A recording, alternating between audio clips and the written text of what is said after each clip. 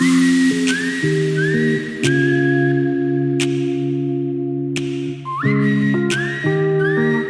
guys, this is Edna coming back to you again. It's been a minute since we recorded the last video, and today, honestly, we're going to kind of deal with a little bit or talk about a few health issues out there.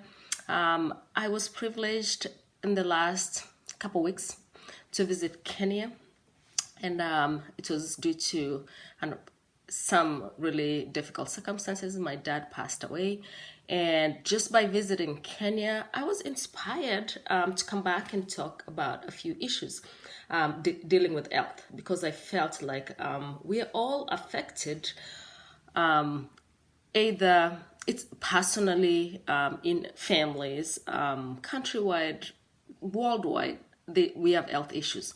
So we will start today by talking about women health.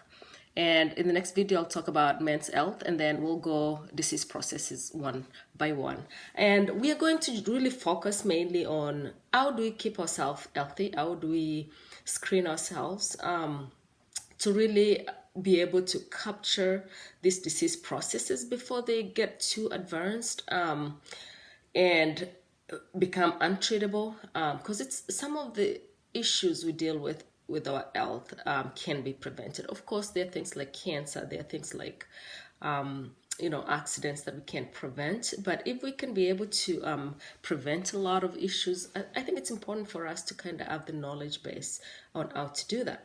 So today I'm going to mainly focus about women health, and I'm going to discuss some of the we'll talk about 5 to 6 major issues that affects women health.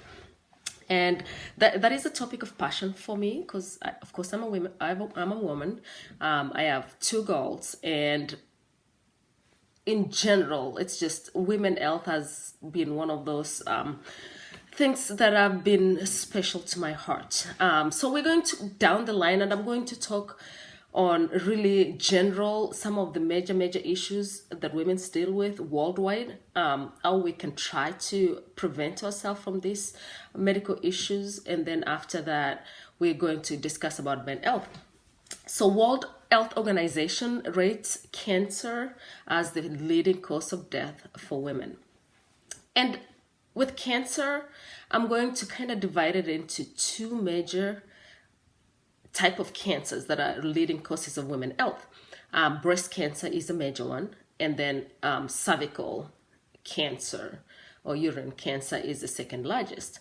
And for breast cancer, unfortunately, most of the breast cancers have genetic predisposition to it. There's specific group of genetic marker that is passed along generation after generation that actually causes breast cancer.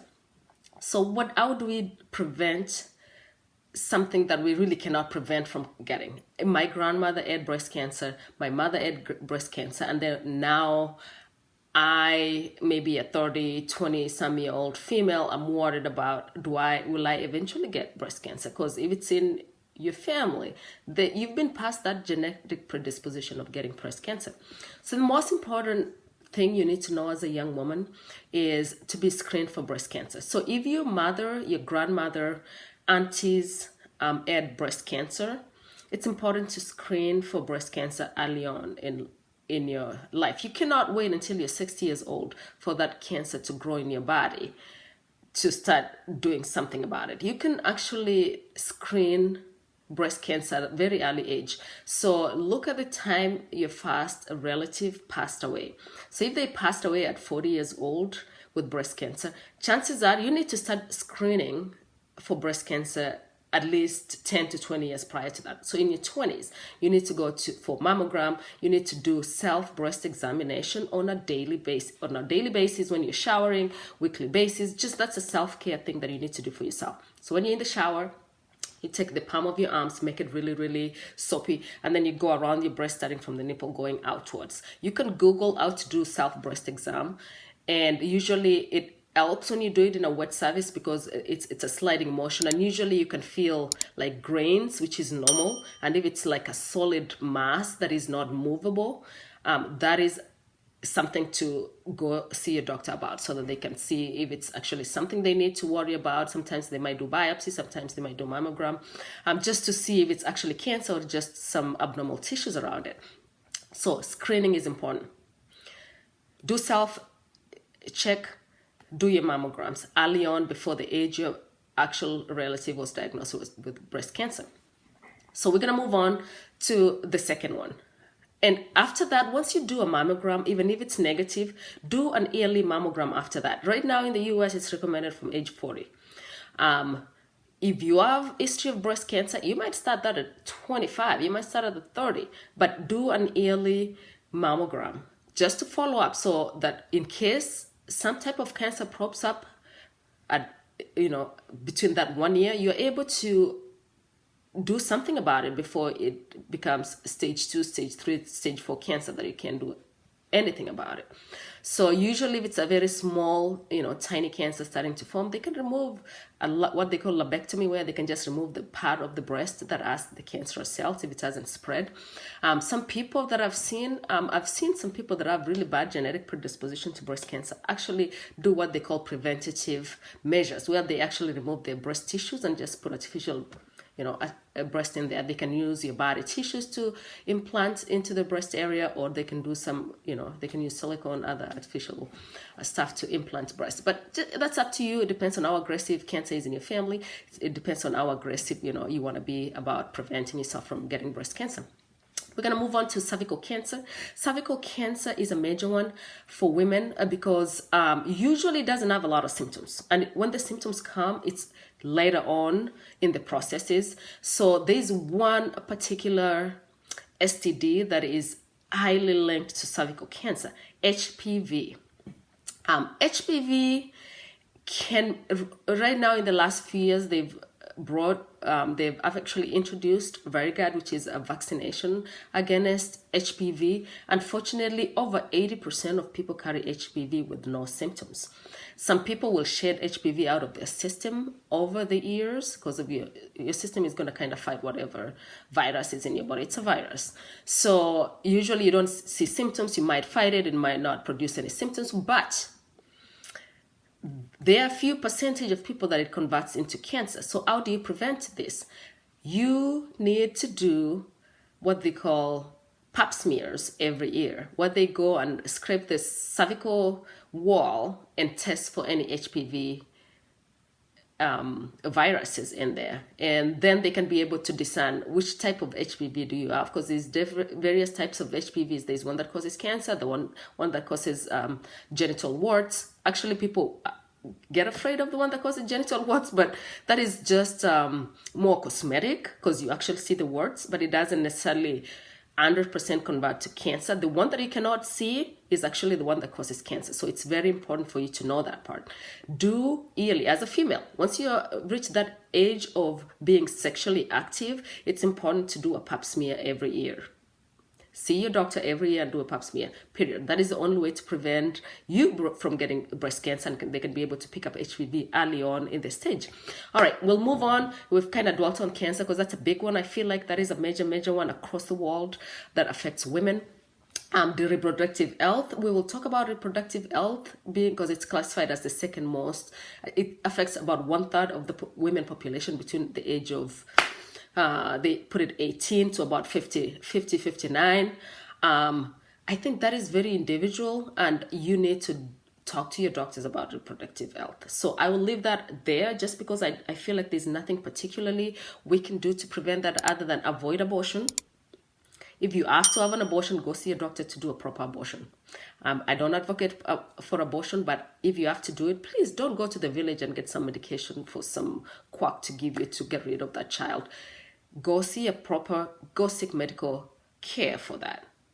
It's an issue in the US right now because actually abortion has been illegalized in the US. So I think we probably will be seeing a lot of illegal abortions over the course of the year due to that factor. In Kenya or in third world countries, I know that is one of the things that, you get the women in the village doing abortions randomly. If you do multiple abortions, it's going to affect your reproductive health. Later on in life, when you want children, you can't have children because you pretty much have messed up your uterus. So just keep that in mind.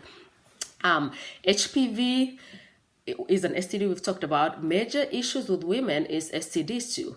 It's actually shown that the increased population between age 20 to 52 years old of young female are affected with HIV. So HIV is one of the most rampant, I think, virus that is affecting young women now. It's the leading cause of death in low-income population of women.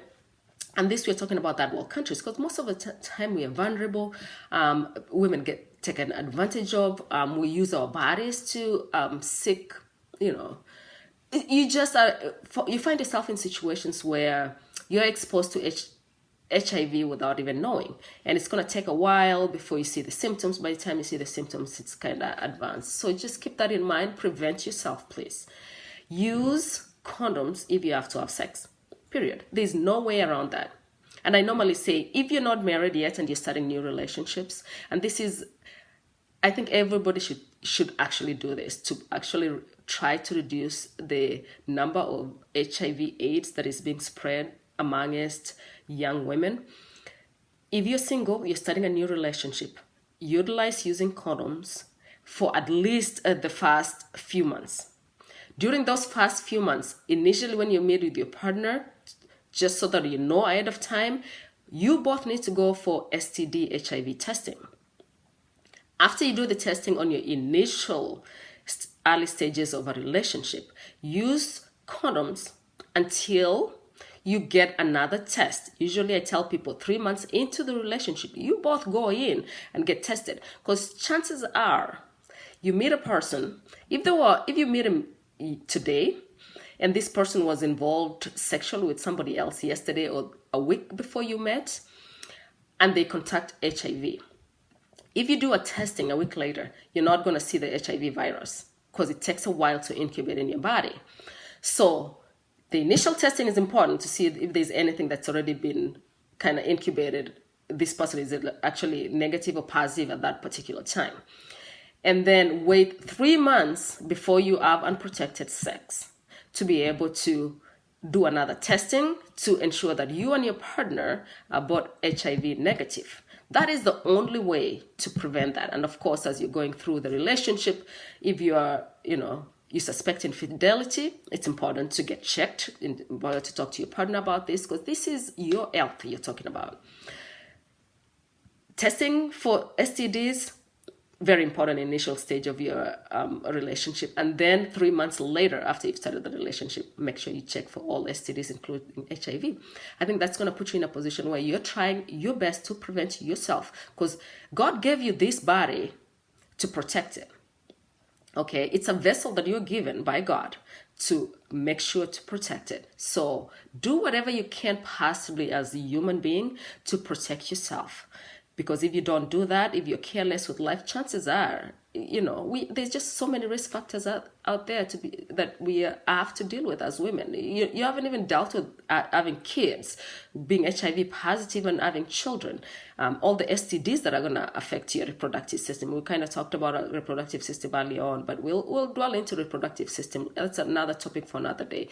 But getting all these STDs, screening ahead of time so you're not constantly exposing yourself to multiple partners with multiple infection is important to be able to prevent your reproductive system, to protect your health and protect your children.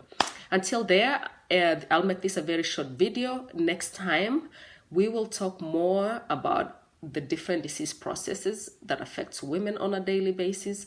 I'm going to wish you all a wonderful day, and hopefully you learned something from this video. God bless you.